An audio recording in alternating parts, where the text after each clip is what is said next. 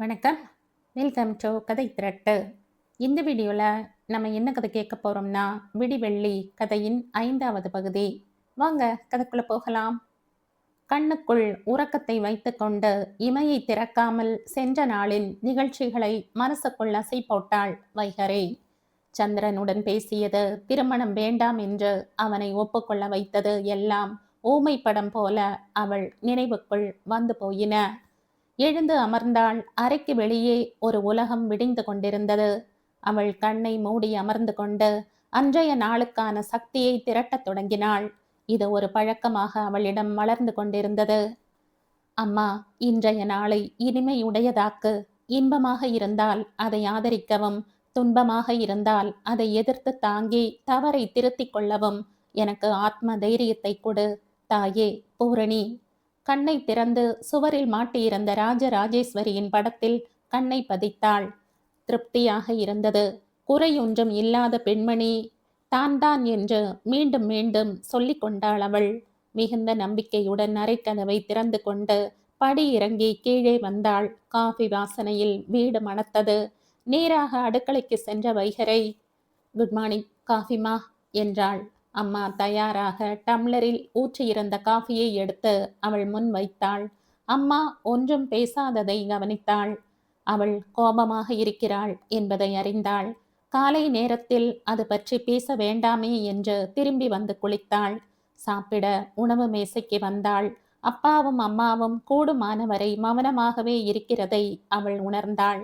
அந்த குளத்தில் கல் எறிய ஆசைப்பட்டாள். என்னப்பா, கோபமா இருக்கீங்களா என்றாள் அப்பாவை பார்த்து. கோபம் என்னம்மா கோபம், உனக்கு பிடிக்காததை செஞ்சிருக்கேனேன்னு எனக்கே என் மேல கோபம். நாங்க யாருக்காகம்மா இருக்கோம்? உன் சந்தோஷத்தை தவிர வேற எங்களுக்கு என்ன தேவை? உனக்கு எது சரின்னு படுதோ அதை செய். அப்பா குரலில் இருந்த அன்பும் அதே நேரம் வருத்தமும் அவளை உருக்கின. உங்களுக்கு நிச்சயம் என் முடிவு வருத்தம் தரும் என்றாலும் ஒரு முழு வாழ்க்கையையே பலி கொடுத்துவிட்டு நிற்பதை விட சின்ன சங்கடங்களுக்கு உள்ளாகலாம் என்றுதான் இந்த முடிவை எடுத்தேன். அம்மா முன் வந்து சொன்னாள். இதை முதல்லையே சொல்லியிருந்தா யாருக்கும் பிரச்சனை இல்லாம பண்ணி இருக்கலாமே. அப்பா அம்மாவை தடுத்தார். சும்மாரு, காலை நேரத்துல இதை பத்தி நாம பேச வேண்டாம். வைகரை புறப்பட்டாள். அப்பா பேருந்து நிலையம் வரை அவள் உடன் வந்தார். நாங்கள் ஒரு தவறை செய்தோம். உனக்கு பிடிக்காத பையனை முடிவு பண்ணிட்டோம். அமெரிக்க பையன் உனக்கு நல்ல துணையா இருப்பான்னு நம்பிட்டேன். பஸ் நிறுத்தத்தில் நின்றிருந்த போது வைகரை அப்பாவிடம் சொன்னாள். எனக்கு என்ன முடிவை எடுக்கிறதுன்னு அப்ப புரியலைப்பா.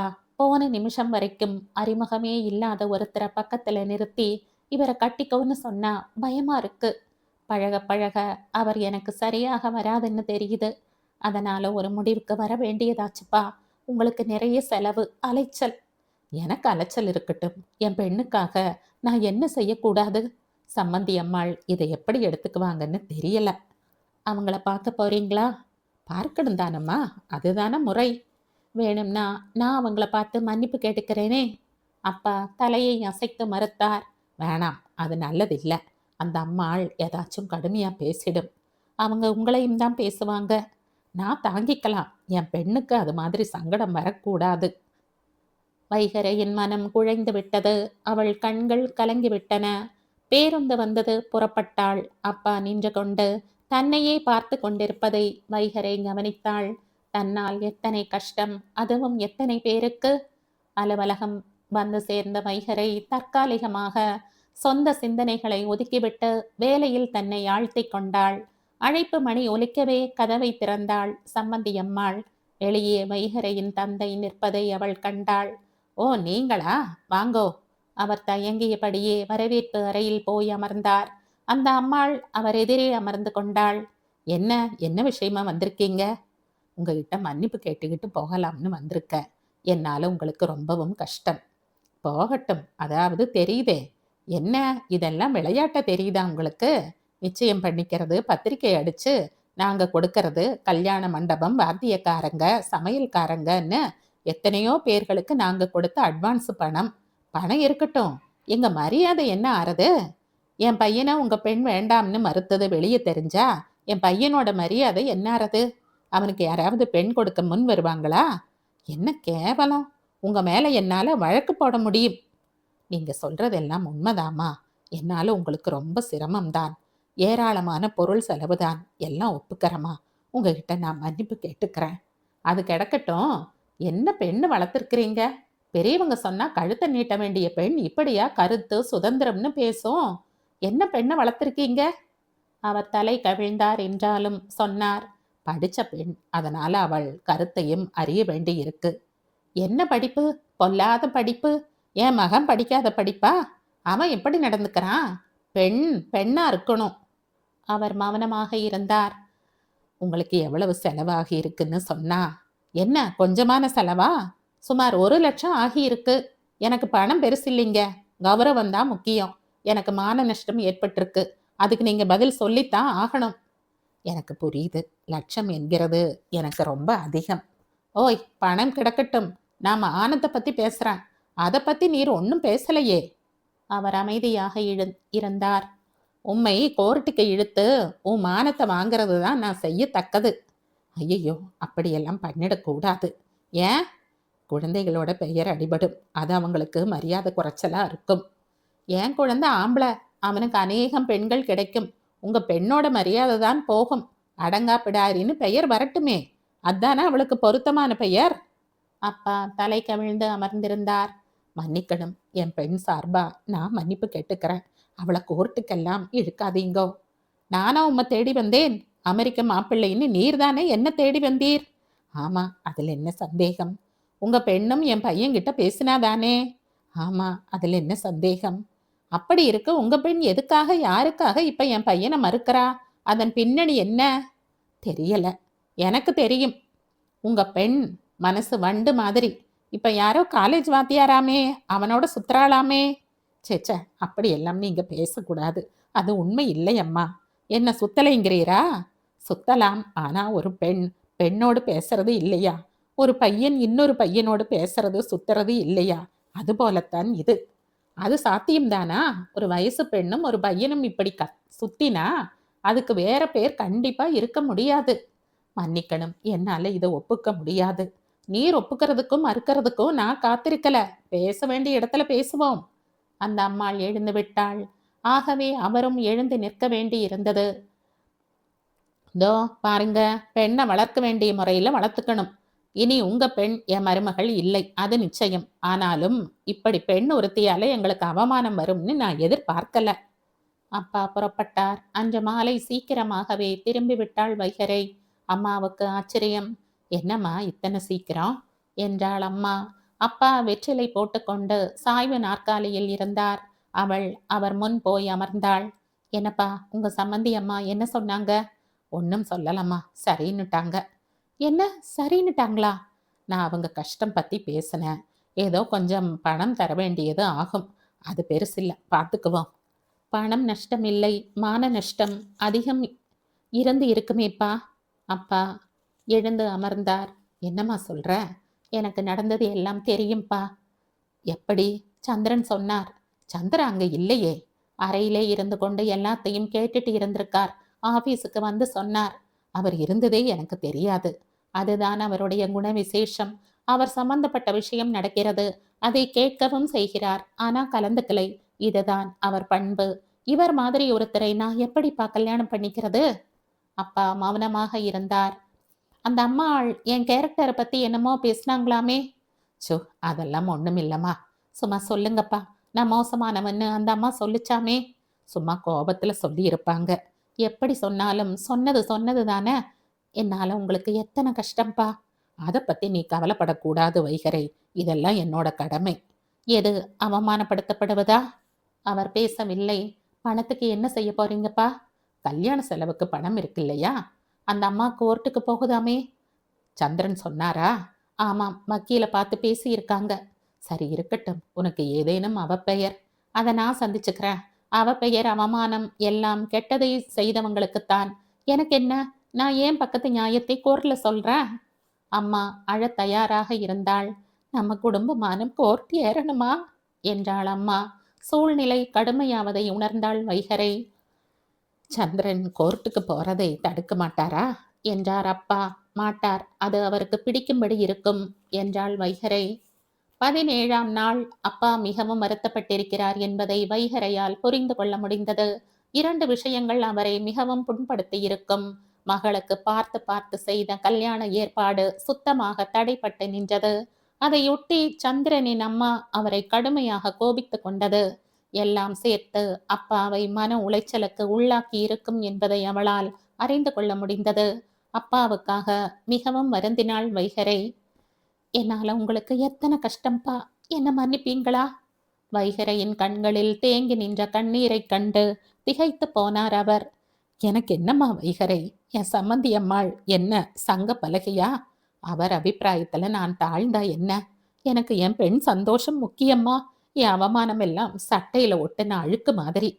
நான் தப்பு பண்ணிட்டேன்ப்பா. முதல்ல என் முடிவை அறிவிச்சிருக்கணும். இத்தனை ஏற்பாடுகளை பண்ணின பிறகு நான் முடிவெடுத்தது தப்பு. இல்லம்மா, தப்பு என்னோடதுதான்.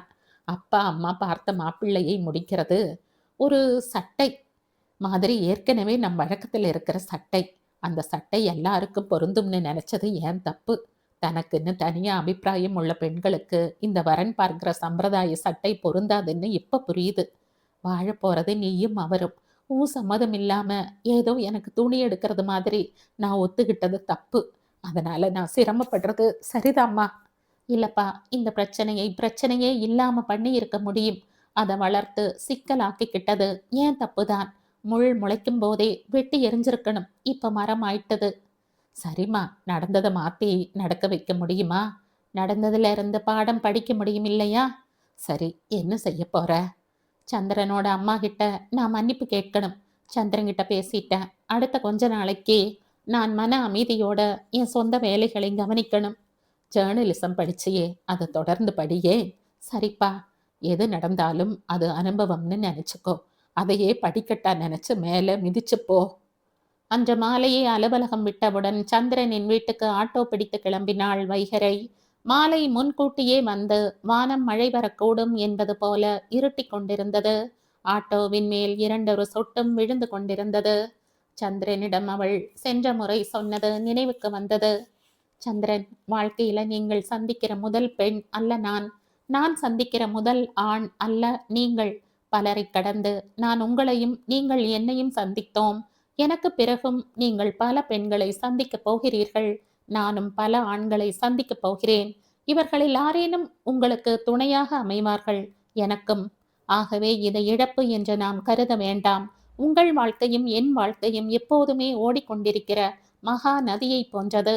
என்னோடோ உங்களோடோ அது நிற்காது, நிற்கக்கூடாது.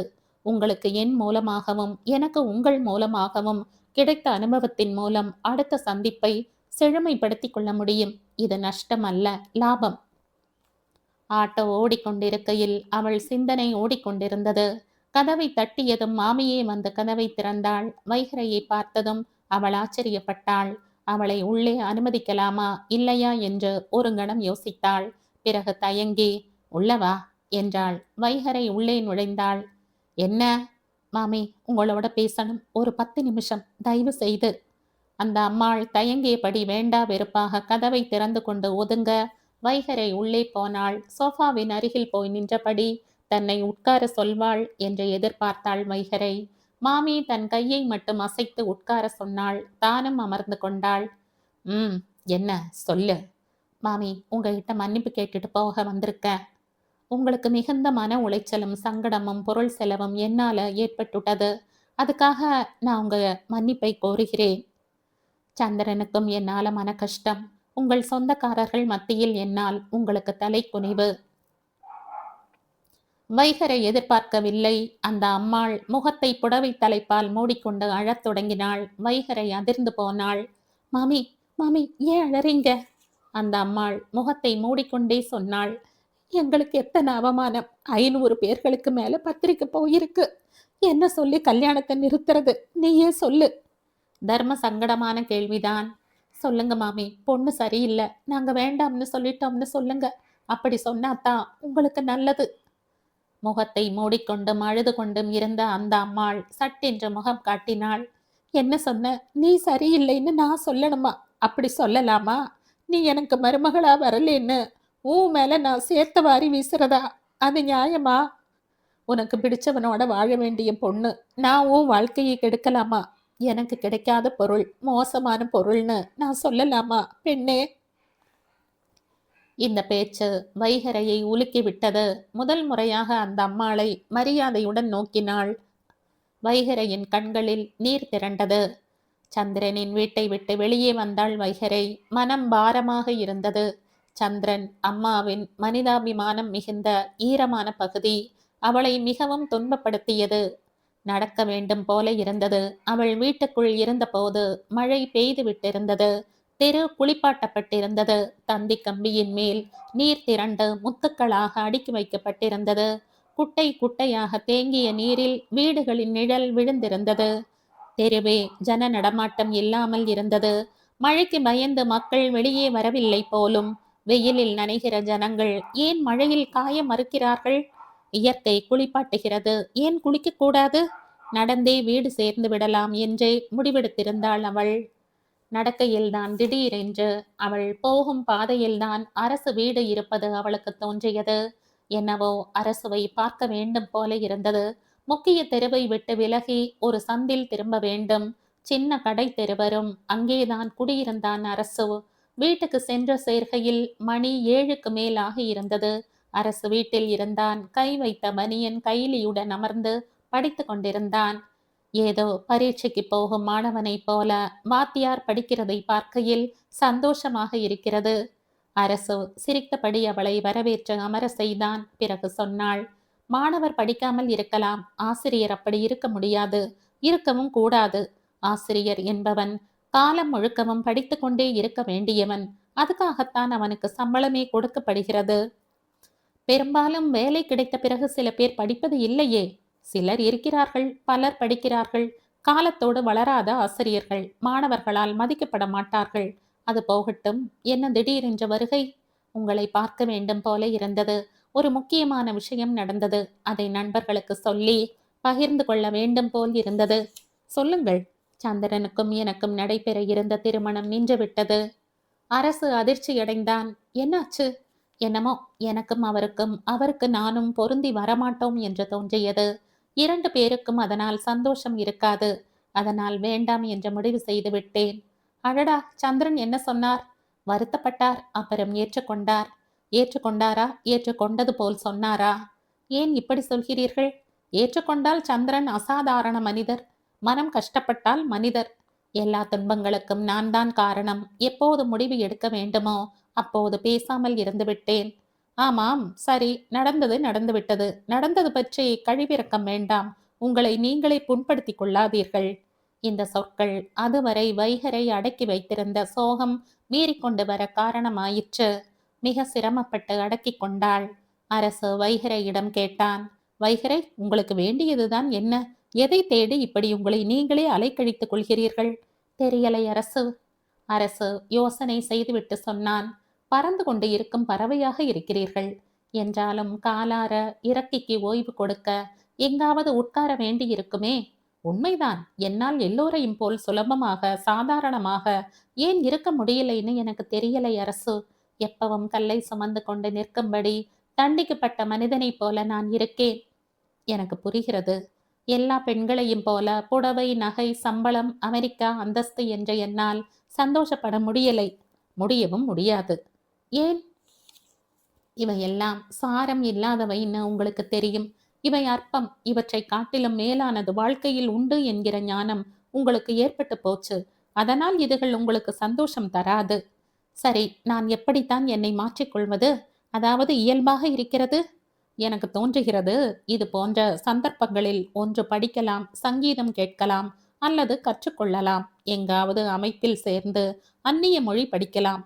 கடுமையாக உடற்பயிற்சி செய்து களைத்து போய் நன்றாக தூங்கலாம். அதாவது ஏதாவது புதுசான ஒன்றில் மனசை ஈடுபாடு கொள்ள செய்யலாம்னு சொல்றீங்க இல்லையா? ஆமாம், இது தீர்வு ஆகாது, ஒரு முயற்சி மட்டும்தான். வைகரை சொன்னாள். எனக்கு ஏதாவது எழுதலாமா என்று தோன்றுகிறது. இது நல்ல யோசனை. என்ன எழுதுவீர்கள்? என் மன உளைச்சலை ஒரு கதையாக. நான் உங்கள் கதையை படிக்க இப்போதே ஆசைப்படுகிறேன். அந்த கதையில் உங்களுக்கும் இடம் உண்டு. நான் என்னவாக வருகிறேன்? என்னை புதுசாக மாற்றியமைக்கிற மென்டராக, என் ஆசானாக, நல்ல நண்பராக வருவீர்கள். ரொம்ப சந்தோஷம். மிக நிம்மதியாக அரசின் வீட்டை விட்டு புறப்பட்டாள் வைகறை.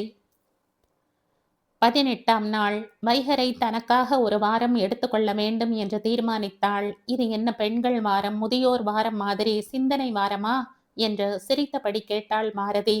அப்படித்தான் இருக்கட்டுமே பாரதி, எல்லோரும் எல்லாம் பற்றி யோசிக்கிறோம், நாம் நம்மை பற்றி யோசிக்கிறோமா? ஒரு வருஷத்தில் ஒரு வாரம் நம்மை பற்றி யோசிப்பது என்று வைத்துக் கொள்வோம் என்றால் எவ்வளவு நல்லது. பாரதி ஒப்புக்கொண்டாள். என்ன செய்ய போகிறாய்? ஒரு வாரம் விடுமுறை போட்டிருக்கிறேன். இதில் நான் தீபாவளியை கொண்டாடி முடித்துவிட வேண்டும். ஆமாம், மனசுக்குள் இருக்கிற சந்தேகம், தயக்கம், கோபம் போன்ற அழுக்குகளை தீ வைத்து கொளுத்தி வெளிச்சத்தை ஏற்படுத்திக் கொள்வதுதானே தீபாவளி. தீப ஒளிதானே தீபாவளி. நரகாசுரன் என்பதெல்லாம் மனித சத்ருதானே. பாத்திரங்களை கழுவி சுத்தப்படுத்துகிறோம். மனசு என்கிற பாத்திரங்களை கழுவிக்கொள்ள வசதியாகத்தான் பண்டிகை எல்லாம். செய், எங்கேயாவது தனியாக போகப் போகிறாயா? எதுக்காக போக வேணும்? ஜனங்களிடமிருந்து தனியாக போய் செய்கிற தவம் என்னத்துக்கு? என் மேல அக்கறை உள்ளவங்களுடன் தான் நான் இருப்பேன். சரி, அப்படியானால் என்னோடு இரேன். உன்னோடு ஒரு நாள் இருக்கிறேன். உன் இஷ்டம். வைகறைக்கு சாப்பாட்டுக்கு ஏற்பாடு செய்துவிட்டு பாரதியும் அவள் கணவரும் வேலைக்கு புறப்பட்டார்கள். வைகறை கீழே வீட்டை பூட்டிக் கொண்டு மொட்டை மாடிக்கு வந்தாள். மாடிச்சுவர் மறைப்பில் நிழல் இருந்தது. கீழே வளர்ந்திருந்த மாமரத்தின் அடர்ந்த நிழல் மாடியின் அரை பகுதியை பந்தல் போட்டிருந்தது. இயற்கை எவ்வளவு கருணை வாய்ந்தது. அவள் சுவரில் சாய்ந்து கொண்டு அமர்ந்தாள். வானம் திட்டு திட்டாக வெள்ளை பூசிக்கொண்டிருந்தது. குழந்தைகள் அறையும் குறையுமாக பவுடர் அடித்து கொண்டு நிற்பது போல இருந்தது வானம். மாமர கிளைகளில் அணில்கள் ஒன்றை ஒன்று துரத்தி கொண்டு இருந்தன. காக்கைகள் மதில் சுவரில் அமர்ந்து கொண்டு கரைந்த வண்ணம் இருந்தன. பார்த்து கொண்டு இருந்த வைகறைக்கு பாரதியின் அந்த வரிகள் நினைவுக்கு வந்தன. விட்டு சிறகடிப்பாய் இந்த சிட்டுக்குருவியைப் போல. சிட்டுக்குருவிகளை மட்டுமா? காக்கைகளை, நாரையை, மைனாவை மற்றும் கிளிகளை, ஏன் மனிதர்களையும் கூடத்தான் அவர் சொல்லி இருப்பார். நமக்குத்தான் சிறகு இல்லை. மனிதருக்கு ஏது சிறகு? சிந்தனையே சிறகோ? அப்படித்தான் இருக்கும். வானத்தை பார்த்து கொண்டே இருந்தாள். எத்தனை உருவங்கள்! யானை போல, மரம் போல, தூண் போல, விளக்குமாறு போல, தாஜ்மஹால் போல, எத்தனை மேக பிம்பங்கள்! ராமலிங்க சாமியின் பாடல் ஒன்று நினைவுக்கு வந்தது. வானத்தின் மீது மயிலாட கண்டேன், மயில் குயில் ஆச்சுதடி. மயிலும் குயிலும் வெறும் பிம்பங்கள் தானா? காற்று அடித்தால் மாறும் வெறும் மேக கூட்டம் தானா? வேறு என்ன அர்த்தம்? மாலை பாரதி வந்து கதவை தட்டும்போது வைகறை உறங்கிக் கொண்டிருந்தாள். சத்தம் கேட்டு எழுந்து வந்தாள். என்னடி, நல்லா தூங்குனியா? நல்லா. மனசு ரொம்ப தெளிவா இருக்கு. வேலையில் இருந்து வரும் பாரதிக்கு அவளை அமர வைத்துவிட்டு பலகாரம் செய்தாள் வைகறை. என்ன பண்றாங்க என்று குளியல் அறையில் இருந்து கேட்டாள் பாரதி. உப்மா மட்டும்தான். இருவரும் சாப்பிட்டார்கள். ஏதாவது மீன் சிக்கியதா? மீனா? யோசிக்கிறேன் என்றாலே மீன் கிடைக்கணுமே. ஒரு கதை. சித்தார்த்தன்னு ஒருத்தன் தேடிக்கிட்டு போறான். தேடுதல் தான் அவன் வேட்டை. எதை தேடுறான்? ஏதோ ஒரு உண்மையை, தத்துவத்தை. யார் யாரிடமோ போய் கேட்கிறான். ஒரு தாசி கிட்ட கூட போய் உடம்பை கற்றுக்கொள்கிறான். கடைசியாக ஒரு படகோட்டி அவனுக்கு வாழ்க்கையின் உண்மைகளை கற்றுக் கொடுக்கிறான். நல்லா இருக்கே, உன்னுடைய படகோட்டி எங்க இருக்காராம்? அவனை தான் தேடிக்கிட்டு இருக்க. தேடு, கிடைக்கும். ஏசு சத்தியமே பண்ணி சொல்லியிருக்கார். கடைசியா நாரைக்கு வந்த புத்தி மாதிரி எனக்கும் வருமோ என்னவோ. அது என்ன நாரைக்கு வந்த புத்தி? ஒரு நாரைக்கு கடவுளை பார்க்கணும்னு ஆசை. கடவுளை பார்த்துச்சாமா? சொல்றேன் கேள். கடவுளை பார்க்கணும்னு புறப்பட்டு வானத்தை நோக்கி பறக்க தொடங்குச்சாம். பகல் இரவு நாள் வாரம் மாச கணக்கா பறந்துகிட்டே இருந்துச்சாம். கடவுளை காணல. அசந்து களைச்சு போய் ஒரு மலை சிகரத்துல வந்து உட்கார்ந்து கவலையில மூழ்கிடுச்சு. அப்போ ஒரு கழுகு வந்து பக்கத்துல உட்காந்துச்சு. ஏன் கவலைன்னு கேட்டது. கழுகு கடவுளை என்னால காண முடியலைன்னு வருத்தப்பட்டு சொன்னது. நாரை, அட முட்டாளே, உன்னோடு தானே கடவுள் இருக்கார். பிறந்ததுல இருந்து உன் கூடவே இருக்கார். உன் ரெண்டு பக்கத்திலையும் இருக்கார். நீ பறந்து வாழறதுக்கு துணையா இருக்கார். இது கூட தெரியலையே உனக்கு என்று கழுகு சொல்லுச்சான். அப்புறம் பறவைகளுக்கு சிறகுதான் கடவுள்னு. அடடே, நாரைக்கு வந்த ஞானம் கூட நமக்கு கிடைக்கலையே வைகறை. ஏன் இல்ல? நாரைக்கா ஞானம்? நமக்கு வந்ததைத்தானே நாரையின் மேல் ஏற்றி சொல்கிறோம். அதுவும் சரிதான். நாம் என்று நான் சொன்னது நமக்குத்தான். வைகரை சிரித்தாள். பறக்கவே தொடங்கலையே, நாம் பறந்த பிறகுதானே அந்த ஞானம் கிடைக்கும். எப்ப பறக்கிறது? இப்போதும் பறந்துகிட்டு தான் இருக்க. சற்று நேரம் அமைதிக்கு பிறகு பாரதி கேட்டாள், சந்திரனை பாத்தியா? இல்ல. அடடா, அவர் வருத்தப்பட்டு கொண்டு இருக்க போறார். சுருக்கென்றது வைகரைக்கு. இந்த வாரம் எதுக்காக என்று ஒதுங்கி இருக்கையோ அதில் ஒரு பகுதியா இதுவும் இருக்கட்டுமே. மனிதனை விடவா மற்ற விஷயங்கள் முக்கியம்? சரி, போகிறேன். நானும் வரேன். 2 பேருமா போறோம்.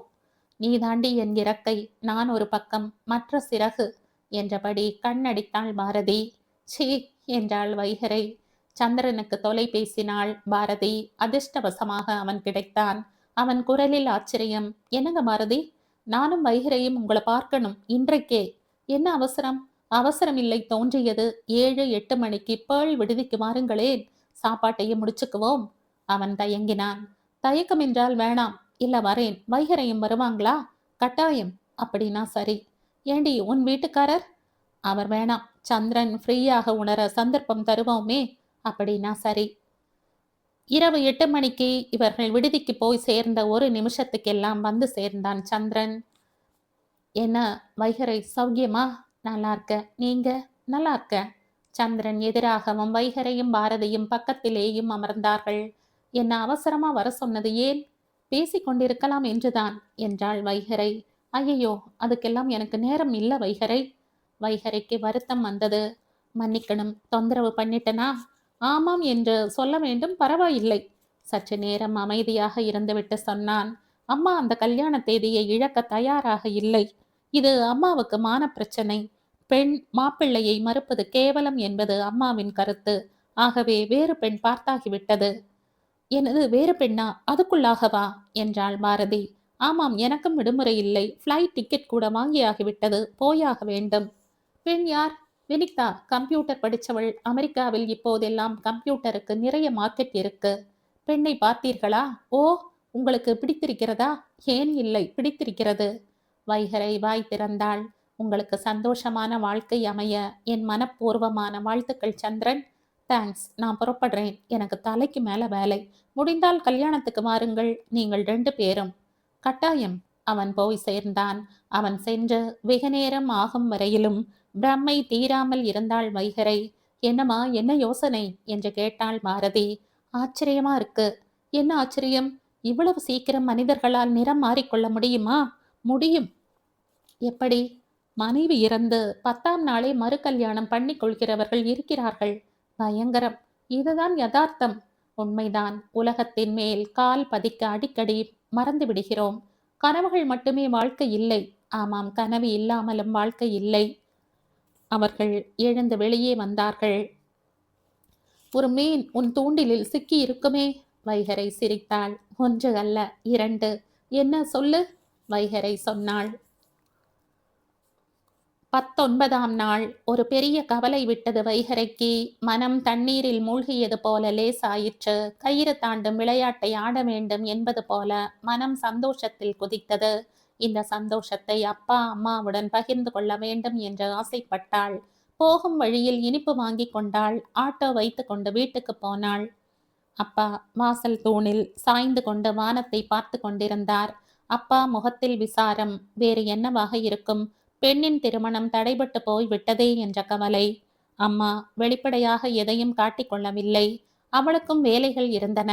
காலை காஃபி குடித்தால் பலகாரம், பலகாரம் முடிந்தால் மதிய சமையல். சற்று ஒழிந்த நேரத்தை பால்காரன், காய்கறிக்காரன், வாசலில் வருகிற கீரைக்காரி, தபால்காரர், வீடு வீடாக வந்து மலிவான சோப்பு, தேங்காய் திருகலுக்கு புது மிஷின் விற்கிற பெண்களிடம் அல்லாடியே அம்மாவுக்கு நேரம் போய்விடுகிறது. மனசுக்குள் பாரம் அப்பி கிடந்தாலும் வெளிக்காட்டி கொள்ளாத மனோபாவம் அவளுக்கு அமைந்திருந்தது. மகளின் காலடி சத்தம் கொண்டே அவள் சந்தோஷமாக இருக்கிறாள் என்பதை கண்டு கொண்டாள் அம்மா. என்னடி குதூகலம்? நல்ல செய்தி. அதான். என்ன நல்ல செய்தி? சந்திரன் விஷயமா? வைகரை அம்மாவின் முகத்தில் எதையோ தேடினாள். சந்திரன் இன்னும் கூட தன் மாப்பிள்ளையாக வருவான் என்று எதிர்பார்க்கிற அம்மாவின் எதிர்பார்ப்பு வைகரையை சங்கடப்படுத்தியது. சந்திர விஷயம்தான். ஆனா நீ நினைக்கிறபடி இல்லம்மா. என்னடி சொல்ற? முதல்ல இந்த இனிப்பு சாப்பிடு. அப்பா எழுந்து வந்தார். என்ன வைகரை, ஒரு நல்ல சமாச்சாரம்பா. என்ன? சந்திரன் நான் மறுத்துட்டதால என்ன பண்ண போறாரோன்னு கவலைப்பட்டீங்க இல்லையா? அதாம்மா என் கவலை. நம்ம அவமானம், நம் பிரச்சனை நமக்கு. நம்மால இன்னொரு வீட்டு பிள்ளைக்கு எந்த தொந்தரவும் வரக்கூடாது. வந்துடுச்சே என்பதுதான் என் கவலை. அந்த கவலைய விடுங்கப்பா. ஏம்மா? அவருக்கு கல்யாண ஏற்பாடு நடக்குதுப்பா. வேற பெண்ண பார்த்துட்டாங்க. அதே தேதியில கல்யாணம். எந்த தேதியில? என்னப்பா தெரியாத மாதிரி கேக்குறீங்க? எனக்கும் அவருக்கும் நிச்சயிச்ச அந்த தேதியில கல்யாணம். அப்பா ஒரு கணம் திகைத்து போனார். பேச முடியாமல் நின்றார். அப்பாவின் அந்த நிலை வைகரைக்கு அச்சம் தந்தது. என்னப்பா, ஏன் என்னமோ மாதிரி ஆயிட்டீங்க? இல்ல, எப்படியோ அந்த பையனுக்கு நம்மால ஏற்பட்ட துன்பம் நீங்கியது எனக்கு சந்தோஷம்தான்.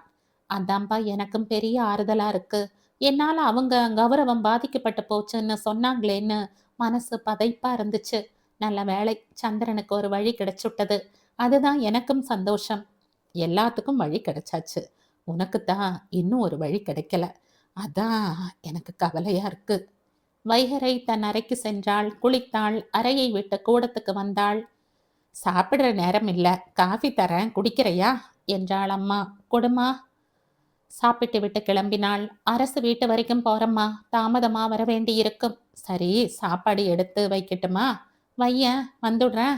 அவள் புறப்பட்டாள். துக்கம் வந்தாலும் மகிழ்ச்சி வந்தாலும் மிகவும் வேண்டப்பட்டவர்களுடன் தான் பகிர்ந்து கொள்வது என்பது அவள் இயல்பாக இருந்தது. இந்த கதையின் தொடர்ச்சியை அடுத்த பதிவில் கேட்கலாம். நன்றி.